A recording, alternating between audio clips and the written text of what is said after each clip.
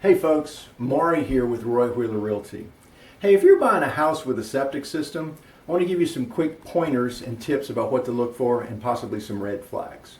So let's start off with, I'm going to show you what a standard conventional gravity flow septic system looks like. If you look on this chart right here, you'll see all the effluent coming out of this house will go into a big septic tank, usually 1,000 or 1,200 gallons. And you'll see in the septic tank up here, just a close-up shot of that, is that the solids will go to the base, go to the bottom, and bacteria works on that, and then the liquid effluent comes out of the septic tank and into what we call a distribution box, or a D box right here. In a distribution box, it has one port coming in, and however many ports going out with however many drain fields you have outside in the yard.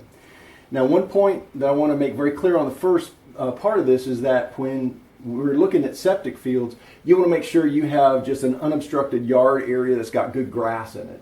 If you have any trees, big trees, small saplings, that's a problem. That could be a red flag. If you've got, let's say, people parking in a parking lot area that's over your septic field, that's not good. That's probably a red flag.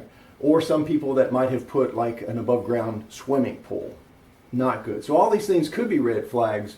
And I'll show you what we found, a client of mine, with one of the red flags that we had.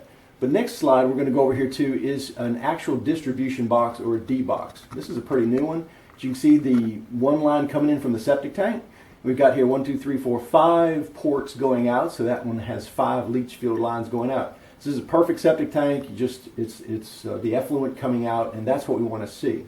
So I had a client, and we had found a property, but we'd seen a bunch of big oak trees right around where the drain field area was supposed to be.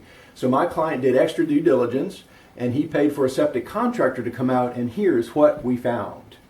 That is a picture right when the contractor opened up the distribution box, and you can see it's got caked mud, dirt, and roots all the way up to the top of it.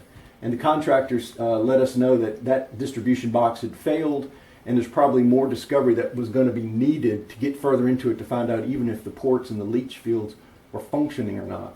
Into the next slide, he starts digging down into it even further. Next slide, even further. It took a while for them to dig down into it because there's just so much stuff in there. And then the final slide, you can see, actually, we can start now seeing some of the ports are being exposed. But this one was a big problem. And so in this situation, this is why you want to pay the extra money sometimes if you see a big red flag and do this due diligence, because in this situation, the sellers weren't willing to repair anything. So my client and I, we just walked away from that property, and we found him a better one that didn't have a bad septic system like that.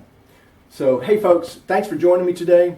If you found this helpful, please give me a good liking of my Facebook business page, and I'll see you next time.